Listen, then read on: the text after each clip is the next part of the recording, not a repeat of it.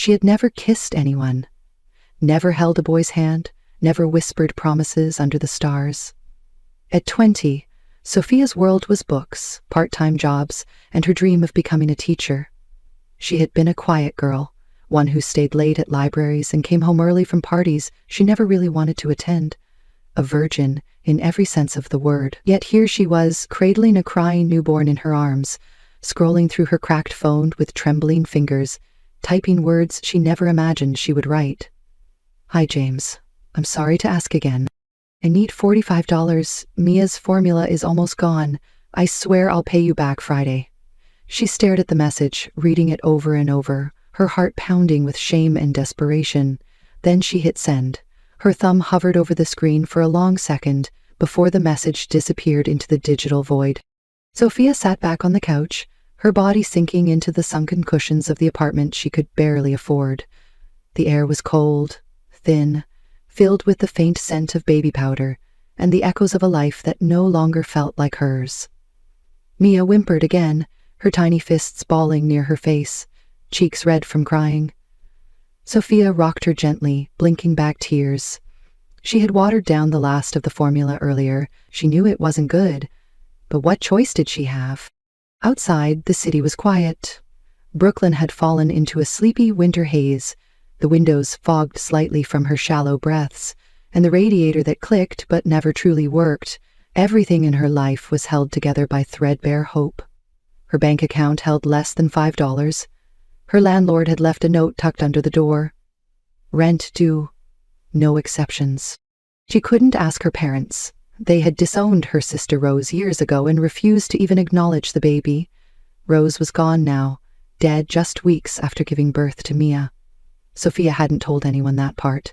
She had simply left the hospital with the baby in her arms and a lie on her lips.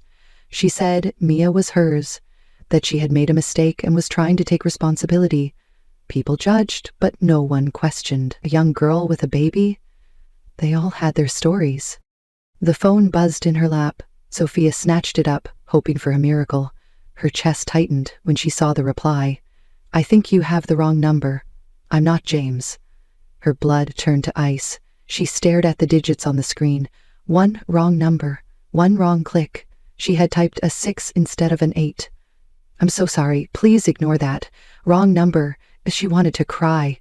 Not because of the mistake, but because the simple act of asking for help had already taken every ounce of pride she had left. She tossed the phone aside and buried her face into Mia's blanket. A new message came through moments later. "Is your baby going to be okay?" Sophia froze. It was a stranger. Why did he care? She read the message again, then slowly picked up the phone with shaking hands.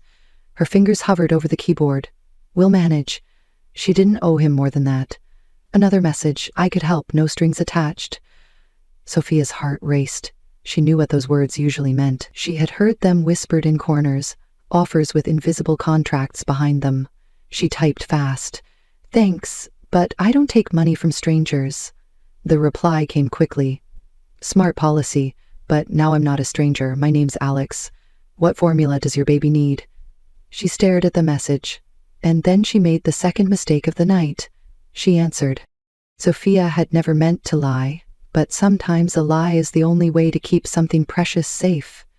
She stood in the small kitchen of her apartment, holding Mia in one arm while stirring a pot of boiling water with the other, her movements careful but tired. The apartment was a fourth-floor walk-up in an aging building on the edge of Brooklyn.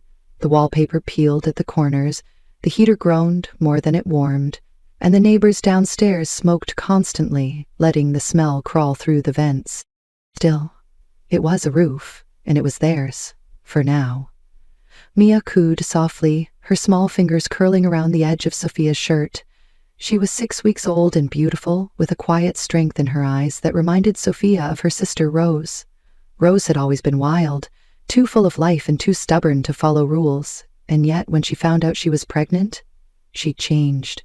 She had looked at Sophia the night before she gave birth and said, "If anything happens, promise me you'll take care of her. I know you can." Then she had gone into labor early, and within 24 hours, she was gone. Sophia had not hesitated. When the nurse asked who would take the baby, she stepped forward and said, "She's mine. No one asked more." It was New York. People saw worse every day. She didn't correct them, didn't explain.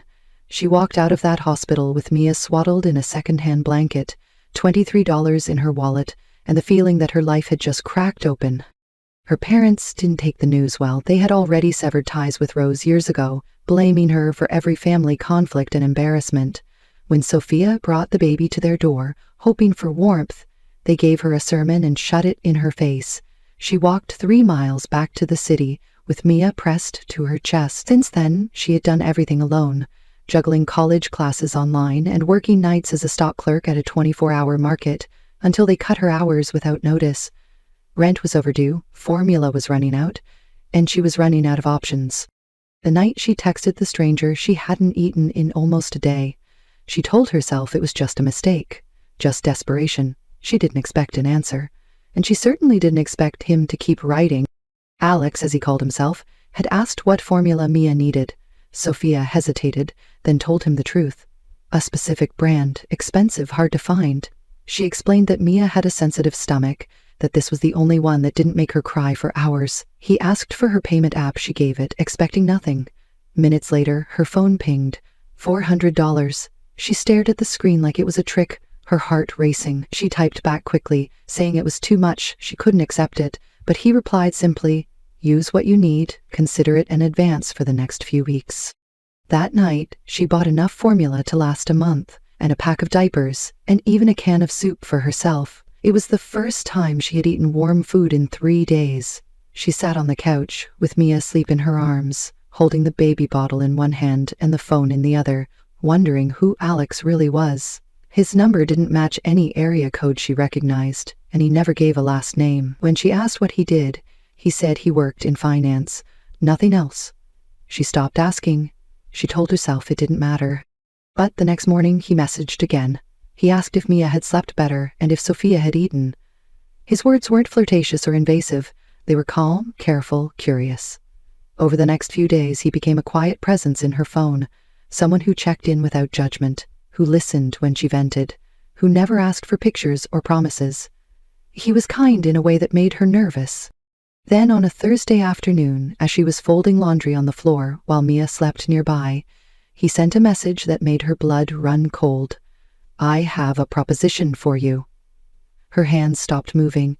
She stared at the screen, dread tightening her stomach. She had known this would come. There were always strings. She typed back, "What kind of proposition?" His reply came fast. "Professional, not personal. I run a company called Maddox Equity. We're based in Manhattan. We need temporary help on a small internal audit. Someone with basic accounting knowledge. Your sister mentioned you studied business, right?" Sophia dropped the phone. Her breath caught in her throat. "How do you know my sister?" she typed, fingers shaking. "And how do you know my major?"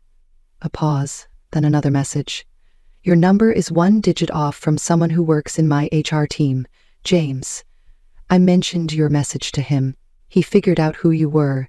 He said you've been struggling, but that you're good. Really good." Sophia stared at the screen, stunned.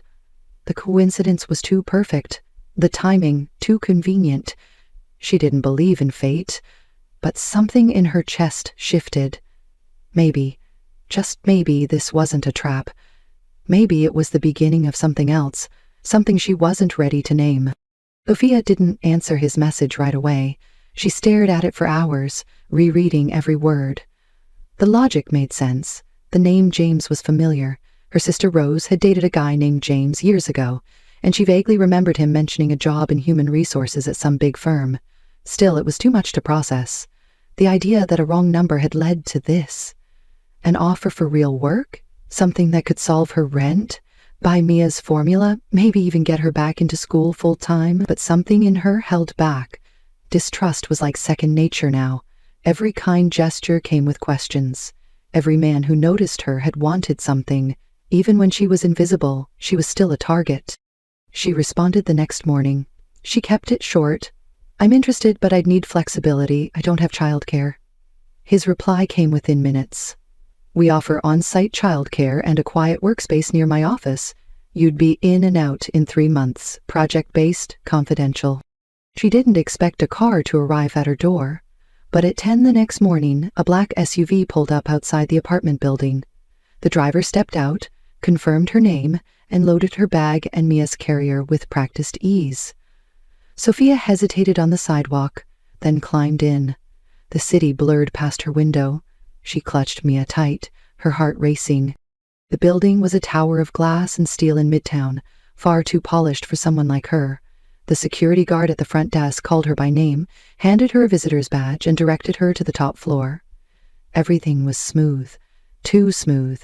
It felt scripted, like someone had rehearsed every detail in advance. She kept her head down, her grip on Mia's carrier tight. She didn't belong here. That much was obvious. A woman named Martha greeted her at the elevator. Kind, but efficient. Sophia noticed the way Martha looked at Mia, her eyes softening for just a moment before she returned to business. She led them through a quiet hallway, past glass-walled conference rooms and open lounges, to a corner suite with floor-to-ceiling windows. Sophia didn't even know where to look first. The room was elegant, but not cold. There were books on the shelves, framed photographs of landscapes and children, and in one corner, a sleek baby playpen already set up. She blinked, confused.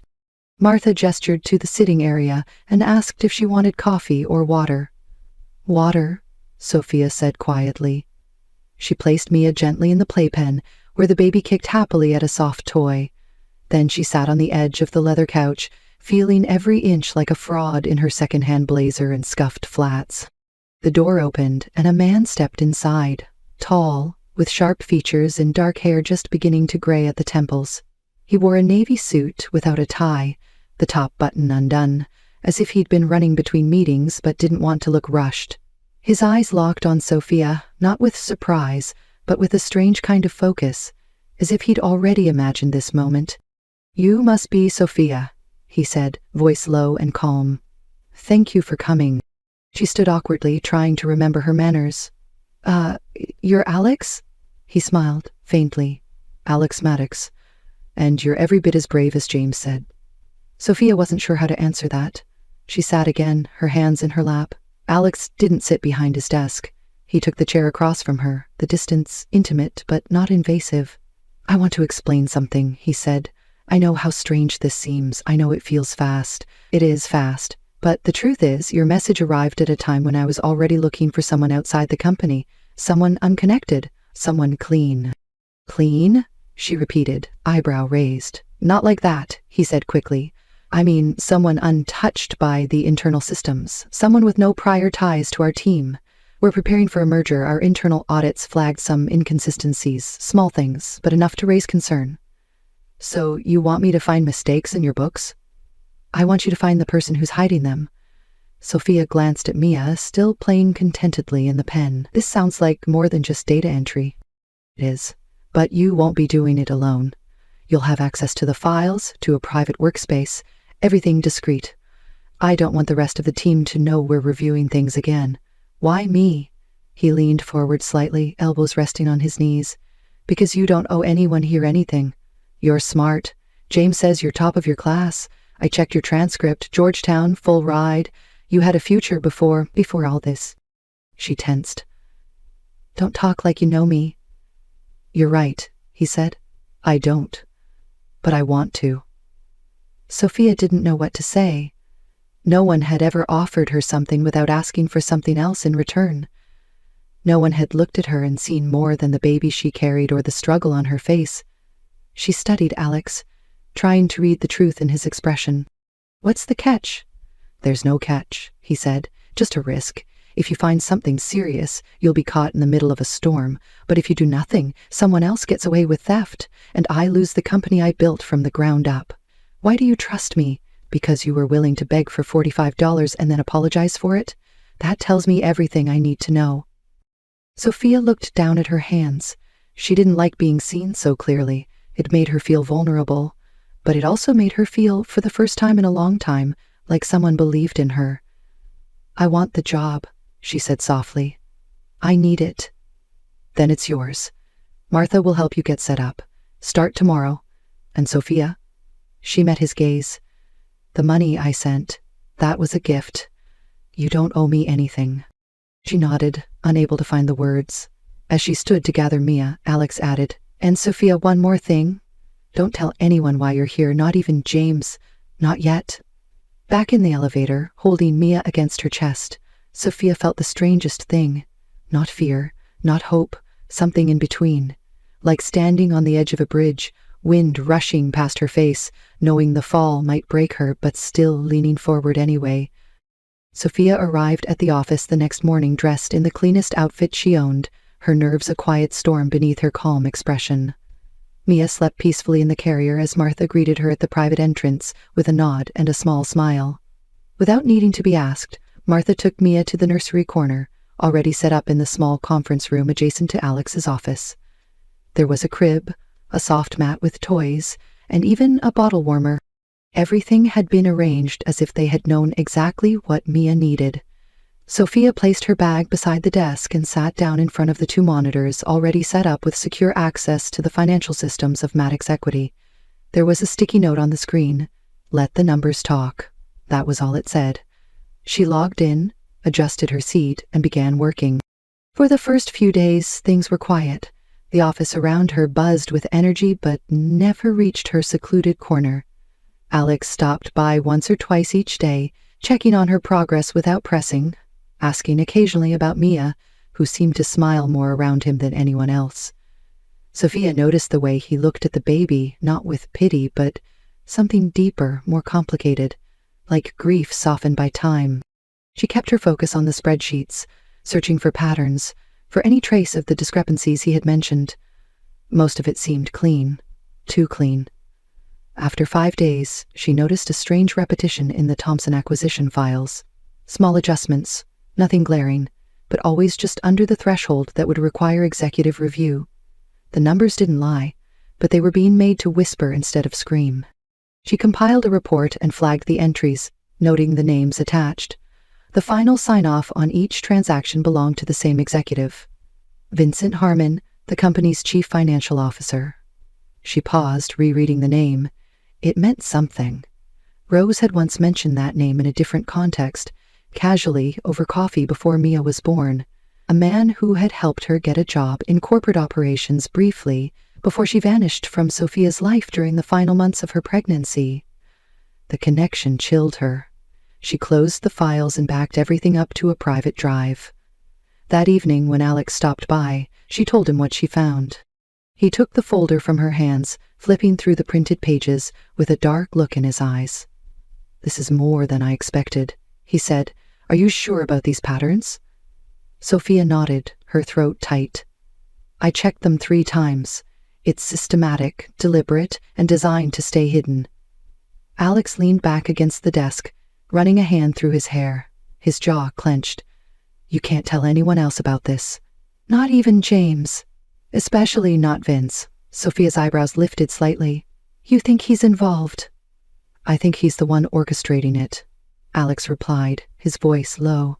"But if we confront him without proof, he'll spin it and bury us both. Let me handle the next step." Sophia left the office that night with more questions than answers. She took Mia home, bathed her, fed her, and stared at the ceiling for hours. Why had Rose mentioned Vincent before? Was it possible she had known something? Had she been silenced? Sophia felt the cold fingers of doubt brush her spine. She couldn't sleep.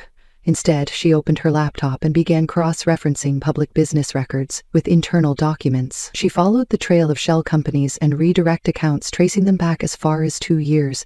Every path led back to one name, Vincent Harmon. The next day, she arrived at the office early, determined to show Alex the full scope of what she had uncovered, but his office was dark. Unusual. He was always in before anyone else.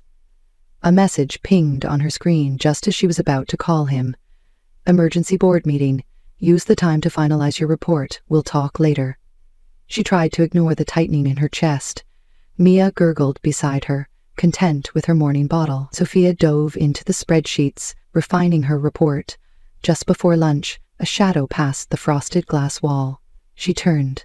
Vincent Harmon stood in the doorway. He stepped inside without invitation, his smile too practiced, his gaze sharp. "Ms. Baker, I hear you're doing some special work for Alex. Hard at work, I see." She minimized her screen instinctively, Just helping out, nothing exciting. Vincent's eyes flicked toward Mia, who was watching him with surprising stillness. Convenient arrangement, he said, glancing around. Private office? Bring your child to work? Alex must think very highly of you.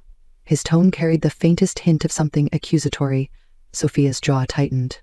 He values efficiency, and I found some inconsistencies worth exploring. I'm sure you have, Vincent said, his voice smooth. Just remember, Miss Baker, Maddox Equity was doing just fine before you arrived, and it'll continue long after your contract ends. He laughed without waiting for her response. Her hands were shaking. She had never felt so directly threatened in her life. Vincent knew something. Worse, he suspected her. She called Alex immediately, but the call went to voicemail. Minutes later, her phone rang. Unknown number, she answered cautiously. Miss Baker, this is Detective Russo from the Financial Crimes Division. We've been made aware of irregularities in Maddox Equity's accounts. I'd like to ask you a few questions. Sophia froze. What can I help with? She asked, her voice barely steady. We'd prefer you come in this afternoon. It's best to do this in person. She agreed, hung up, and sat motionless for several minutes. Mia fussed beside her. Sophia blinked, then quickly gathered the files into a locked drawer, grabbed her bag, and took Mia home. She needed space to think. That afternoon, Alex returned to the office. She met him at the door. The police called me, she said without preamble. They want to question me, and Vincent was here making veiled threats. Alex looked stricken, then furious. Damn it, he muttered. It's happening faster than I expected. He shut the office door and turned to her. I need to tell you something, and I need you to trust me. Sophia's heart thudded painfully. Am I being set up? Are you using me? No, he said, eyes fierce. The opposite. I've been working with the FBI for months. Vincent's not just embezzling. He's laundering money through international subsidiaries. We couldn't find a clean way in. Then your message came. I didn't plan that, but once I realized who you were and what you could do, I saw an opportunity. You targeted me, Sophia whispered, betrayal blooming in her chest. You used my desperation. I gave you a real job, Alex said. A job you're damn good at. I made a calculated decision, yes, but everything since then, every message, every protection, that was real. You and Mia mattered to me. Before she could answer, Martha burst through the office door, something she had never done. Alex, they're here, word security. And police. They're saying you've been embezzling. They have a warrant, and they mentioned Miss Baker as an accomplice. Sophia felt the air leave her lungs. Alex's face turned to stone. Get her out of here, he told Martha. Use the private elevator. Take her to the safe house, now. Sophia grabbed Mia and her bag. What about you? She asked as he opened a hidden panel behind his bookshelf. I'll buy time. Stay hidden until I contact you, and Sophia. I'm sorry for not being honest from the start, but I swear the way I feel about you and Mia, that's the only honest thing I've known in a long time. Then the door closed behind her, and everything she thought she understood about her life shattered in silence. The safe house was a modest apartment tucked in a quiet building far from Midtown, with neutral walls, clean sheets, and a stocked fridge that smelled like someone had cleaned it just minutes before they arrived. Martha moved like she'd done this 100 times, placing formula in the cabinet, laying out fresh clothes for Mia, checking windows, locks, and phone signals. Sophia stood in the middle of the living room, still holding Mia, her arms stiff, her mind refusing to catch up to reality. This is insane, she said finally. Martha looked at her and replied evenly, so is corruption on this scale. Alex was ready for this. He's been ready for months. Sophia placed Mia into the crib in the corner, watching the baby sleep as if nothing had changed, as if the world hadn't suddenly tilted off its axis. She turned to Martha. Tell me the truth. Was any of this real? Martha's expression softened. Finding you was luck. Using you was a strategy. But how Alex looks at you, how he talks about Mia, that's not something you fake. You didn't just give him information. You gave him something he thought he'd never feel again. Hope. Sophia sat down slowly, overwhelmed. She didn't trust Easy, not after what life had done to her, not after watching Rose die alone, not after being left to raise a child with nothing but instinct and fear. But there was something in Alex's eyes, something behind the careful CEO mask that had never looked at her like she was weak or foolish or broken, only capable and worth protecting. They stayed in the apartment all night. No messages, no updates. Sophia barely slept, her body tense at every sound outside the window. The next morning, her phone buzzed from an unfamiliar number. "Are you safe?" she typed back carefully. "Yes."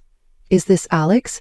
"It's me. Had to ditch my phone. Police took everything but released me for now. Vincent's trying to frame me, make it look like I created the shell company." "What happens next?" she asked. "Now we use what you found. My contact at the FBI is meeting us tomorrow, 10 a.m. If you're willing, I want you there. You understand the data better than anyone." Sophia looked at Mia, then at her laptop, then back at the message. She could run. She had enough money now. She could disappear. But running meant letting Vincent get away with everything. It meant Alex would stand alone. "I'll be there," she replied. The next morning, Sophia left Mia in Martha's care and met Alex at a bland government building in downtown Manhattan. He looked tired, bruised beneath the eyes, but the second he saw her, he smiled like she was the first solid ground in weeks. "You came," he said. "I almost didn't," Sophia admitted. He nodded. "I wouldn't have blamed you." They entered a conference room where a woman from the FBI, Agent Keller, greeted them with sharp eyes and no wasted words. Sophia walked her through the report she'd built, showing the connections between the diverted funds, the shell companies, and Vincent's sign-offs. Keller listened closely, nodding occasionally, then said, "This is what we needed. We're going to move fast. The board meeting is this afternoon. Vincent plans to accuse Alex and introduce evidence. We'll be there when he does." Sophia's heart raced. "And me? You'll come in after. We need him to lie while we're in the room. Then we confront him with the truth." Hours later, they stood behind a two-way mirror, watching as the Maddox Equity Board gathered in a glass-walled conference room. Vincent stood at the head of the table, calm, collected, passing out folders. "It pains me to bring this to you," he began, "but the evidence is clear. Alexander Maddox, with assistance from an outside contractor, has been embezzling funds through shell accounts." Sophia's name was printed on the folder. Her face burned. Alex sat across from Vincent, expression unreadable. "That's a serious accusation," he said. "Do you have proof?" "The proof is in the numbers," Vincent replied, "and I believe you'll find them compelling." That was the signal. Agent Keller opened the door, stepping inside with two agents at her back. Sophia followed, her knees shaking. The board turned as one, stunned. Vincent froze. "Miss Baker, how convenient," he said coldly. "Here to defend your benefactor?" "Actually," Sophia said, her voice stronger than she expected, "I'm here to explain how you've been stealing from this company for over a year and a half." She handed the agents her printed report, then walked the board through her findings page by page, tracing every number, every false ledger, every shell account. She didn't look at Vincent until the very end. "The pattern begins 3 weeks after you were promoted," she said, "and the shell companies are registered to a trust you control." Vincent's face went pale. He stood suddenly, then lunged across the table. Something silver flashed in his hand. Sophia flinched, but Alex moved faster, stepping between them. A scuffle, shouting. Then Vincent was on the ground, pinned by agents. Blood darkened Alex's sleeve. "Alex!" she gasped, rushing to him. "It's fine, just a scratch," he said, though his face was tight with pain. "I'll need a new shirt, but I've had worse board meetings." 3 hours later, Vincent was in custody, along with 2 board members who had helped cover for him. Sophia sat beside Alex in his office, watching Mia chew happily on a new stuffed elephant Martha had brought. "So, what now?" she asked. "Do professionally damage control the company will survive?" "Personally," he paused, "that depends on you. Your contract has 2 months left, but I want to offer you a permanent role. Head of Internal Audit, reporting directly to the board." Sophia blinked. "That's a lot." "You earned it," Alex said. "You caught what everyone else missed. You helped save this company." Sophia looked at Mia, then back at him. "And the daycare? A spot just opened, but she's welcome in my office any time." He hesitated, then added, "I know how this started was messy. I manipulated a situation to bring you here, but everything since, getting to know you, watching you with Mia, that's been the most real thing I've felt in years." Sophia's chest tightened. She wasn't ready to say yes to all of it, not yet, but she was willing to try. "I need time," she said. "Of course," Alex replied. "Take all you need." 6 months later, At the company's annual holiday event, Sophia stood near the stage as her team was recognized for implementing new audit protocols. Mia, now walking, toddled between her and Alex, who held her small hand with ease. "Ready?" he whispered. Sophia nodded. The ring on her fingers sparkled under the lights. They had taken it slow, built trust the hard way, step by step. The board knew, the staff knew. There were no secrets left, and that, for once, felt like freedom. That night, back in their new apartment, she tucked Mia into bed and whispered, "Some mistakes don't break us. They lead us home." 2 weeks after the holiday party, everything should have felt perfect. But perfection had never been part of Sophia's story, and something inside her still waited for the ground to shift again. She had started to feel safe, to trust the way Alec looked at her, like she was more than just a survivor, more than just the girl who happened to send a text to the wrong number. She had started to believe in their future, not just for herself, but for Mia too, and that belief scared her more than anything else, because the last time she believed in something, it had cost her everything. She sat by the window of their apartment one night, watching snow fall outside in delicate silence, while Mia slept in the next room and Alex worked late as usual. Her phone buzzed, a number she hadn't seen in over a year. The message was short: "You need to know the truth about Rose." Her heart stopped. It was from a contact saved under an old nickname, Clover, a name Rose once used when she didn't want people to know who she really was. Sophia stared at the message, not knowing whether to reply. Then another message came. "She didn't die the way you think. Meet me, don't tell him." She didn't know what she hated more, how the message made her doubt Alex, or how it cracked open the coffin she had closed on Rose's death. She told herself not to go. But the next night, she was standing on a cold street corner in Queens, coat pulled tight, a scarf around her neck, scanning the sidewalk for someone she hadn't seen in years. A man approached, older than she remembered, with gray at his temples and a limp in his step. It was Carter, Rose's ex-boyfriend, the one everyone thought had left when she got pregnant. He didn't smile. He looked tired, hollowed out. "Carter," she said, barely above a whisper. He nodded. "I didn't want to find you. I almost didn't. But when your story went public, when the board cleared your name and you became some kind of quiet hero, I saw your face again. I knew I owed you the truth." Sophia swallowed hard. "What truth?" "Rose didn't die in childbirth," he said. "Not directly. She was fine after the delivery. I was there. She held the baby, smiled, said she wanted to name her Mia. I left for 10 minutes to get food. When I came back, she was gone. Vanished. The nurse said she checked herself out. No one had seen her since. They said she must have gone into the cold and collapsed, but no autopsy, no investigation. I tried to find her, but no one helped. The hospital didn't answer calls. Then I started getting threats." Sophia's body went still. "Threats? From who? From someone tied to the company Rose worked at?" he said, pulling out a folded envelope from his coat. "I found this hidden in her things. It's a ledger. Handwritten notes. The same fake company names you talked about in the press. She was on to them before anyone else. She tried to stop it.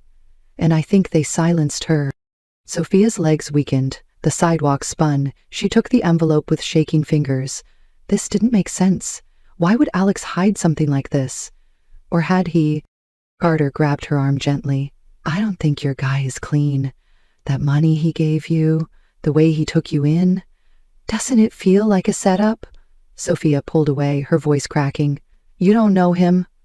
"I don't," Carter said, "but I know what fear looks like, and I know when people are trying to bury a story." She returned home late, shaking, tucking the envelope into her bag without opening it. When Alex came in, smiling, holding takeout, she forced a smile and said nothing. Days passed. She tried to act normal, but everything felt sharper, like walking through glass barefoot, pretending not to bleed. She watched him closer, the way he hesitated before meetings, the way he deflected questions. One afternoon she asked, directly, "Did you ever meet Rose?" Alex froze. Briefly, a flicker in his eyes.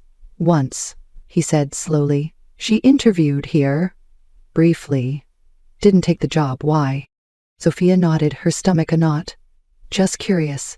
But the next night, when he was asleep, she opened the envelope. Inside was a list. Names, transactions, the fake companies, handwritten calculations, and a final page. If something happens to me, this is why. Her breath caught. It was in Rose's handwriting. She scanned the pages until she found a name at the bottom she hadn't expected. Maddox Equity. Tears burned in her eyes. If Alex knew this from the beginning, he hadn't told her. If he didn't, then someone else inside his company had killed her sister. Either way, she had been pulled into this web not by accident, but by blood. She printed the papers, took them to Agent Keller, told her everything. The next day, Alex called her into his office. He was pacing, his face pale. "You went to Keller?" "Yes," Sophia said. "I had to." He looked heartbroken. "Sophia, I didn't know. I swear. I knew your sister's name came up in old files, but I didn't know she died because of this.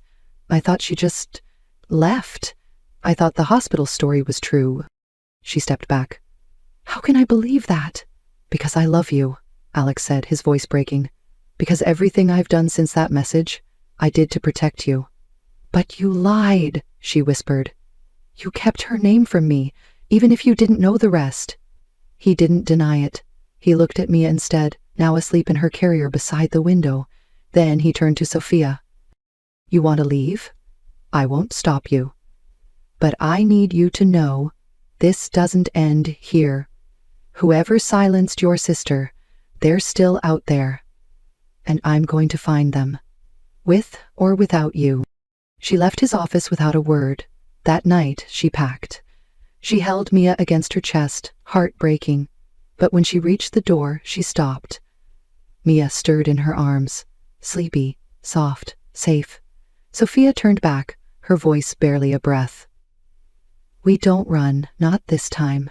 She unpacked the bag, sat at her desk, and started digging again. In the weeks that followed, Sophia worked quietly but relentlessly, poring over every connection between Rose's final notes and the internal systems of Maddox Equity, aided by Agent Keller and a small circle of forensic auditors who trusted no one outside their sealed room, while Alex kept the company afloat in public, attending meetings, shaking hands, pretending not to notice that the woman he loved had moved into a guest apartment 3 floors below his own, still in the building but far from his heart. And yet he respected the distance, because he knew that love built on half-truths couldn't survive the long road ahead. The deeper they went, the clearer it became that the corruption hadn't ended with Vincent Harmon's arrest. There had been others, quieter, smarter, people who had used Rose's discovery as a blueprint for how to erase her, and now they were coming undone, one thread at a time, under Sophia's steady hands. Then, one quiet Friday morning, the break came. A recorded call surfaced, hidden in archived server backups, Rose's voice trembling but determined as she confronted an unnamed executive, and in the background, faint but unmistakable, was another voice, one Sophia had heard in passing, in meetings, on old investor calls. It was the company's former general counsel, a man who had resigned just days after Rose's death. The recording was enough to reopen Rose's case. Keller called Sophia personally. "This changes everything," she said. "You're not just her sister. You're the reason she'll finally be heard." Sophia sat in silence after the call, Mia asleep in her arms, Alex waiting across the room, unsure whether to approach. Then Sophia looked at him, not with anger, not with fear, but with a deep, aching clarity. "You didn't kill her," she said, "but you kept the truth buried, and I needed you to fight for her like you fought for me." Alex's eyes filled with tears he didn't wipe away. "I didn't know how," he said, "until you showed me." She stood slowly, crossed the space between them, and placed Mia in his arms. "She looks at you like she already knows. You'll never let her fall." "That's what I want for her. That's what Rose wanted."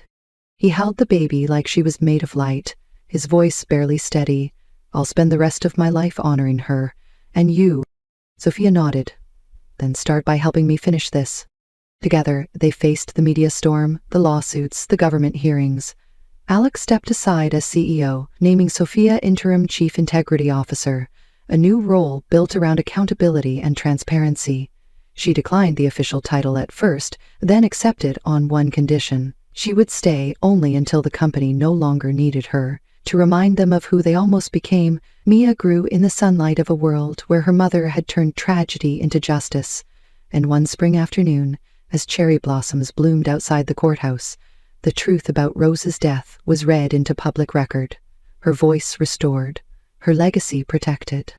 That night, Sophia sat with Alex on their apartment balcony, Mia asleep inside, the city below humming with quiet life. She leaned into him slowly, her head on his shoulder. "I still don't know if I believe in fate," she said, "but I believe in what we made from the wreckage." Alex kissed her forehead. "Sometimes the wrong number is the only one that leads you home." And as the stars brightened overhead, Sophia whispered, "Not every beginning needs to make sense, as long as the ending does."